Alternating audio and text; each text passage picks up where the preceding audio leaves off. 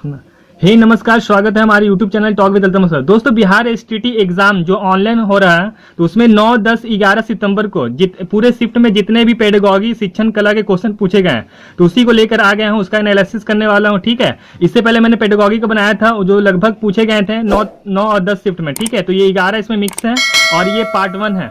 Part 1 है, इसका part 2 कुछ घंटों के बाद वो भी डाल दिया जाएगा। ठीक है, क्योंकि एक पार्ट में सभी को बनाना मुश्किल है, क्योंकि अपलोड करने में फिर दिक्कत होता है। तो चलिए देखते हैं किस तरीके के सवाल पूछे जा रहे हैं।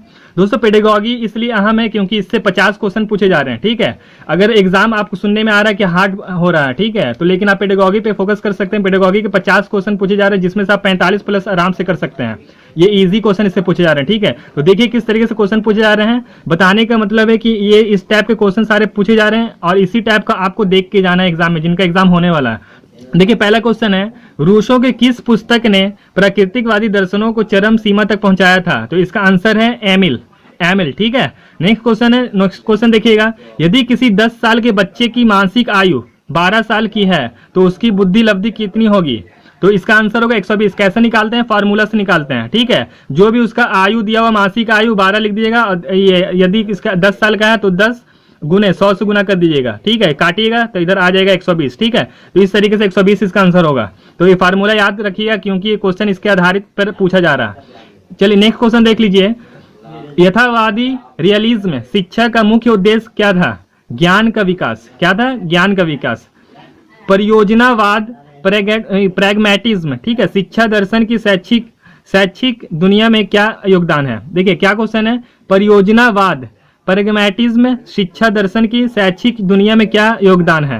तो योजनापत्ति का क्या है? योजनापत्ति। ठीक है, इसके जिसको इंग्लिश में बोलते हैं प्रोजेक्ट मेथड।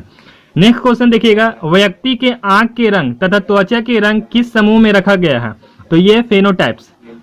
ठीक है, चलिए नेक्स्ट क्वेश्चन देख लीजिए, 7 वर्ष की आयु तक पहुंचते एक साथ बालक के शब्द भंडार कितने हो जाते हैं? क्या क्वेश्चन है, 7 वर्ष की आयु तक पहुंचते एक समान ही बालक का शब्द भंडार कितना हो जाता है?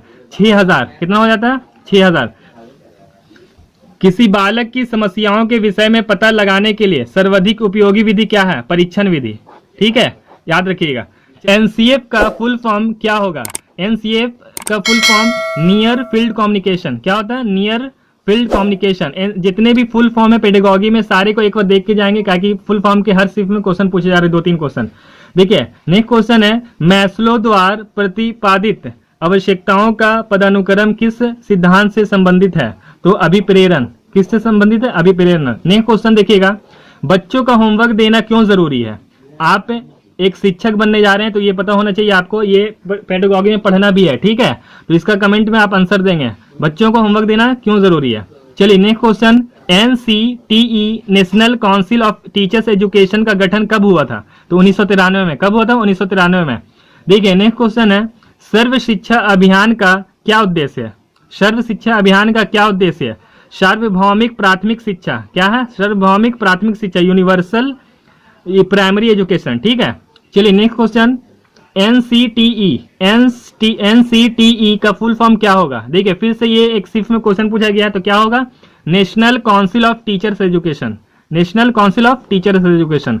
चलिए नेक्स्ट क्वेश्चन, आप अपनी कक्षा में के बच्चों को समाजीकरण के प्रक्रिया में तेज करने के लिए आपका बर्ताव क्या रहेगा? फिर से क्वेश्चन एक और सुन लीजिए, आप अपनी कक्षा के बच्चों में समाजीकरण की प्रक्रिया को तेज करने के लिए आपका बर्ताव क्या रहेगा? तो स्नेह तथा सहानुभूतिपूर्ण। ठीक है, देखिए ये क्वेश्चन हो सकते हैं तो अगले एग्जाम में रिपीट भी कर सकते हैं, क्योंकि ऑनलाइन एग्जाम में ज्यादातर रिपीट हो जाते हैं क्वेश्चन कुछ, तो इसलिए इसे भी एक बार देखें, और इससे संबंधित जितने भी आपके सिलेबस में क्वेश्चन है इसको एक बार जरूर देख लें। ठीक है, पेडागॉजी का। तो दोस्तों ये वीडियो यहीं तक। अगर वीडियो पसंद आया है तो एक लाइक कर दें और शेयर करें, और इसका अगला पार्ट देखना ना भूलें। इसका अगला पार्ट कुछ घंटों बाद डाला जाएगा। ठीक है, वीडियो देखने के लिए धन्यवाद।